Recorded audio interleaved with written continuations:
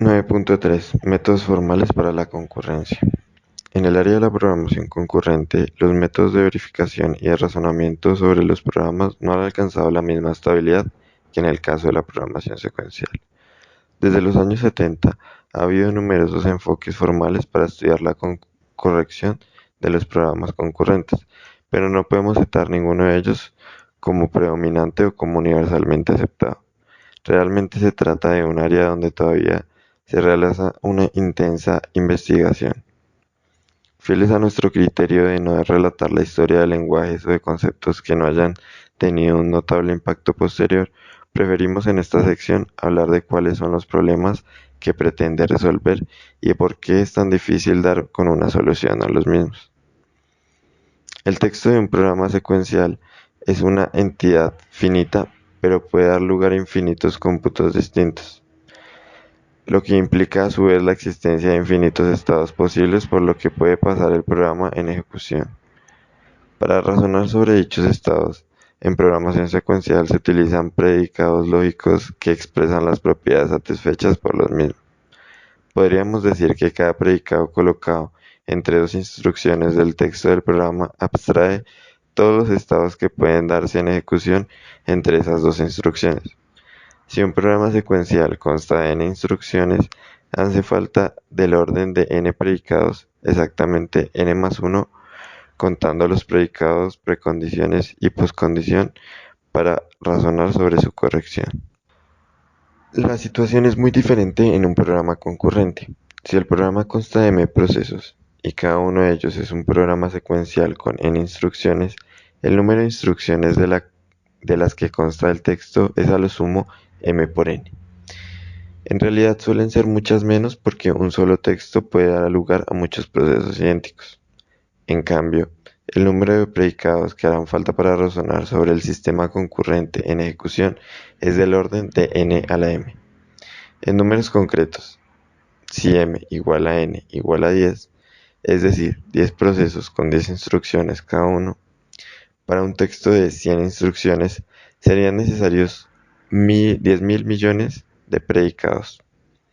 Ello es así porque cada proceso progresa independientemente de los otros y cada estado global está formado por la conjunción de un estado posible de cada uno de los procesos individuales. Afortunadamente, no todas las combinaciones son factibles, o si lo son, no todas exigen predicados distintos, si se usan los mecanismos de sincronización adecuados. Habrá secciones de los procesos donde se puede razonar de forma independiente del estado global, porque éstas solo leen o modifican variables propias, y habrá otras secciones donde será necesario razonar sobre el estado global porque los procesos interfieren unos con otros a través de variables compartidas o de intercambio de mensajes. Aún así, el esfuerzo de verificación suele ser mucho más que proporcional a la longitud del texto de programa. Parece haber bastante consenso en el tipo de propiedades que son relevantes para demostrar la corrección de un programa concurrente. Se agrupan en dos categorías. Propiedades de seguridad. Expresan que ninguna ejecución del sistema podrá alcanzar un estado malo. A este grupo pertenecen la demostración de exclusión mutua en el acceso a un recurso común y la ausencia de interbloqueos. Los estados malos serían aquellos en que dos o más procesos se hallasen dentro de la misma región crítica o aquellos en que dos o más procesos quedasen suspendidos indefinidamente. Propiedades de vitalidad. Expresan que el sistema progresará inevitablemente hacia un estado bueno. Por ejemplo, que todo proceso que solicite un recurso lo obtendrá en un instante futuro. Para demostrar el primer tipo de propiedades, parecen ser suficientes los llamados invariantes globales. Estos son predicados que se cumplen siempre, es decir, en todos los estados globales de cualquier historia posible de cómputo. Su demostración no suele ser excesivamente laboriosa. Basta ver que son ciertos al comienzo de la ejecución y que toda la interacción global los mantiene. Por ejemplo, en un programa con monitores, el invariante global sería la suma de las invariantes individuales satisfechos por cada uno de los monitores. Para el segundo tipo de propiedades, la lógica ordinaria de predicado es normalmente insuficiente. se han inventado las llamadas lógicas temporales, que permiten razonar sobre el futuro de un sistema y expresar propiedades del tipo. Si en algún instante del cómputo se cumple Q, entonces en algún instante futuro se cumplirá R. Para poder hablar de vitalidad hay que suponer que contamos con un lenguaje de programación justo. La noción de justicia o de equidad tiene que ver con el modo en el que el lenguaje resuelve el no determinismo. Por ejemplo, en el lenguaje de tipo CSP hemos hablado de citas no deterministas. Si siempre que fueran posibles dos citas distintas, el lenguaje propusiera sistemáticamente una de ellas, estaríamos ante una implementación injusta de CSP. La demostración de propiedades de vitalidad descansa normalmente, pues, sobre alguna hipótesis de justicia acerca del lenguaje subyacente. Lamentablemente, aquí se abre un abanico de posibilidades ya que no hay una noción de justicia universalmente válida. Más bien, a cada lenguaje le es aplicable una distinta y a veces más de una.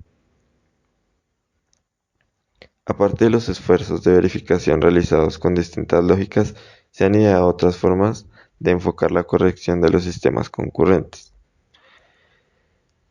Consisten en construir modelos simplificados de los mismos que ignoran multitud de detalles de los lenguajes de programación y se concentran, en cambio, en la interacción de los procesos. Pie página 60, en la literatura inglesa se llama fairness a este concepto. En estos modelos simplificados se puede mostrar fundamentalmente propiedades de seguridad, tales como la ausencia de bloqueo o la exclusión mutua. Dado que no se cuentan con ninguna hipótesis de justicia en la resolución del no determinismo, no es posible demostrar propiedades de vitalidad en este marco. También son muy apropiadas para realizar transformaciones que preservan la corrección o para demostrar la equivalencia de dos programas sintácticamente distintos. A estos modelos o minilenguajes de programación pertenecen las redes de Petri, ideadas por el matemático alemán Karl Adam Petri en los años 60, y las álgebras de procesos. La primera de estas álgebras, Calculus of Communicating Systems, CCS, fue propuesta en 1980 por Robin Milner, un investigador británico del que hablaremos en el capítulo 11, en relación con sus aportaciones a los lenguajes funcionales. Inmediatamente después le siguió otra, propuesta por Hare, con el mismo nombre CSP que su lenguaje concurrente en 1978 e inspirada en el mismo. Aunque se han desarrollado numerosas herramientas de verificación asociadas a estos modelos, todavía sigue habiendo una distancia excesivamente grande entre ellos y los lenguajes que se usan en la práctica para construir programas concurrentes. 9.4. La programación paralela. La programación concurrente, ideada inicialmente para aprovechar mejor el tiempo del procesador, se ha convertido con el tiempo en un modo muy conveniente de organizar un sistema, cuando es natural identificar en él tareas autónomas que ocasionalmente interaccionan unas con otras. Además de los sistemas operativos, hay muchos otros sistemas que es útil organizar en forma de un conjunto de procesos comunicantes. Por ejemplo, el sistema de control de una central telefónica o el de una planta química o el de un avión en un vuelo. En este tipo de sistemas, cada proceso es responsable de una tarea autónoma, tales como controlar una válvula o detectar una alarma o supervisar el nivel de un fluido, que progresa independientemente de las otras. Sin embargo, todas ellas participan de un fin y eso se expresa en sus interacciones. El que estos sistemas consten en muchos casos de varios procesadores obedece a razones de fiabilidad y de conseguir tiempos de respuesta pequeños, pero no se pretende normalmente que todos sus procesadores estén ocupados al 100% de su capacidad de proceso. El objetivo declarado de la programación paralela es, en contraste, la aceleración de los algoritmos, utilizando para ello varios procesadores. Aquí los procesadores se usan como fuerza bruta de trabajo y se pretende tenerlos lo más cargado que sea posible. La concurrencia y la comunicación son un mal necesario, pues los distintos procesos han de distribuirse entre ellos los datos del problema y han de poner en común sus resultados parciales. pero el énfasis se desplaza de los aspectos concurrentes a otros aspectos no contemplados hasta ahora, como lo son las estrategias de distribución de los datos y el reparto de la carga entre los procesadores. El fin de todo ello es dividir el tiempo de ejecución de un algoritmo secuencial por un factor lo más grande posible. La programación paralela es útil para acelerar algoritmos secuenciales que consumen muchas horas de proceso. Un ejemplo clásico son los programas de predicción meteorológica, que han de resolver ecuaciones diferenciales complejas sobre enormes volúmenes de datos. Otro ejemplo es el cálculo de números primos de cientos de cifras. Idealmente, si tenemos una máquina con preprocesadores, el tiempo de ejecución secuencial se dividirá por P, dado que son posibles máquinas con cientos o miles de procesadores. La programación paralela representa una esperanza para poder disminuir el tiempo de los algoritmos intensivos en cálculo, el día que se alcancen los límites físicos de la velocidad de los computadores. Así como tiene sentido hablar de concurrencia en un solo procesador, no lo tendría, según queda reflejado en la introducción, hablar de programación paralela en un solo procesador. Pie página 61. Ello no haría, sin embargo, que los algoritmos de coste exponencial pasasen a tenerlo polinomial, a no ser que dispusieran de un número exponencial de procesadores. En ese caso, solo conseguiríamos sustituir el consumo exponencial de un recurso, tiempo, por el otro, procesadores. La cuestión P igual NP no queda eliminada pues por el hecho de tener paralelismo. Igual que la programación concurrente, se inicia con la invención de la interrupción. La programación paralela se inicia en el momento en que dos o más procesadores pudieron compartir datos o enviarse mensajes. Esto sucedió a comienzos de los 70, años en los que se construyeron los primeros multiprocesadores experimentales. Uno de los más famosos fue el ELIAC 4, desarrollado por Burroughs Corporation. Otros bien documentados son C.MMP y CM*, desarrollados ambos por la Universidad de Carnegie Mellon. A partir de la aparición del microprocesador en 1975, muy pronto se construyeron multicomputadores basados en ellos e intercomunicados mediante mensajes. El primero de ellos, llamado Cosmic Hub, fue desarrollado en el Instituto Tecnológico de California a comienzos de los años de los 80. Al mismo tiempo, comenzaron a desarrollarse las redes de computadores, lo que aumentó las posibilidades tanto de programación concurrente como de la paralela. Los primeros computadores paralelos comerciales aparecieron a mediados de la década de los 80, al tiempo que se miniaturizó el transistor y las celdas de memoria, permitiendo una creciente densidad de circuitos en un chip. Se incrementó el número de procesadores paralelos de los multicomputadores comerciales. Los 90 vieron el comienzo de lo que se ha dado en llamar computadores masivamente paralelos, en los que fue posible hacer trabajar junto a millares de procesadores conectados por medio de circuitos de comunicación ultra rápidos. El desarrollo de algoritmos y lenguajes para la programación paralela ha ido por detrás de los avances en arquitectura. Algunos algoritmos numéricos, por ejemplo, para la resolución de sistemas de ecuaciones lineales, se desarrollan tan temprano como en 1977. De esa época es el libro de A.H. Same, que contiene una primera recopilación de tales algoritmos. Pie página 62, A.H. Numerical Parallel Algorithms Survey, High-Speed Computer and Algorithms Organization. Páginas 207 a la 228, Academic Press, 1977. Pero la mayoría de los algoritmos se inventan a partir de la aparición de los primeros computadores paralelos comerciales. Por ejemplo, las versiones paralelas del método de reducción de Gauss o del método del gradiente conjugado para resolver sistemas de ecuaciones lineales son de 1987. En esta década se desarrollan métodos de ordenación en paralelo, como el de la ordenación bitónica, versiones paralelas de los algoritmos de búsqueda en profundidad y de ramificación y poda, como el algoritmo de Joseph Mohan para resolver el problema del viajante del comercio. Veas el capítulo 4. métodos de multiplicación de matrices, de tratamiento de grafos y muchos otros. Durante los años 80, los lenguajes utilizados solían ser los imperativos convencionales, principalmente Fortran y C, junto con algunas librerías de paso de mensajes suministradas por el fabricante. A comienzos de los 90 surge el interés por el desarrollo tanto de librerías independientes de la arquitectura como de lenguaje especialmente diseñado para la programación paralela.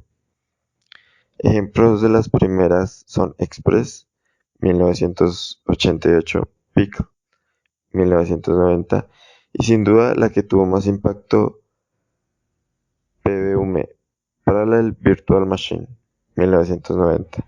En 1993 se crea el Foro Internacional MPI, Message Passing Interface, esfuerzo conjunto de la universidad y de la industria para alcanzar un estándar de librería de paso de mensajes independiente de la arquitectura. Sus especificaciones se publican en 1994 y a partir de aquí cada fabricante la implementa para su máquina. También aparecen versiones de libre distribución. En 1997 se publica una extensión y mejora de la misma, conocida como MPI-2. Estas librerías permiten a los programas paralelos comunicarse de un modo abstracto, identificando a cada procesador por un simple número. Con ellas se pueden hacer programación paralela sin necesidad de tener una máquina especializada.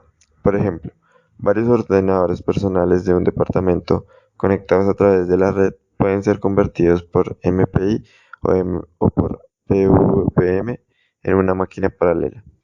En cuanto a los lenguajes, aparece una línea de investigación muy prometedora, los llamados lenguajes con paralelismo de datos.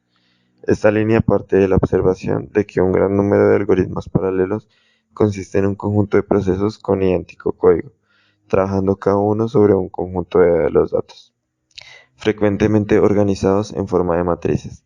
En estos lenguajes, el programador suministra una copia del código de los procesos, una declaración de los datos globales y un conjunto de directivas que indican cómo distribuir los datos entre los distintos procesadores.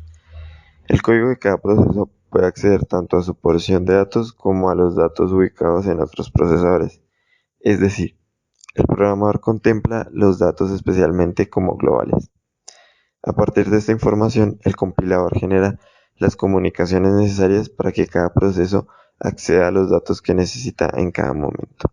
Ejemplos tempranos de este tipo de lenguajes es Nest 1990, Kali 1991, Data Parallel C 1991 y CM Fortran 1993. Al igual que en el caso de MPI, en 1993 se crea un foro para definir un lenguaje estándar en esta área. Así surge High Performance Fortran, cuyas primeras especificaciones se publican a finales de ese año. La década de los 90 se ve también el surgimiento de otro concepto interesante para la programación paralela, el de esqueleto algorítmico. Debido a Murray Cole de la Universidad de Edimburgo, Reino Unido, comparando con la programación secuencial, un esqueleto es un esquema genérico de resolución de problemas, similar a los esquemas divide y vencerás, véase la sección 5.4.4, o el método de programación dinámica, que se estudia en los cursos de algoritmos secuenciales. De hecho, existen versiones paralelas de algunos de estos esquemas, como es el caso de divide y vencerás. La diferencia aquí es que el esqueleto admite varias implementaciones paralelas que tratan de obtener el máximo provecho de la topología de procesadores subyacentes.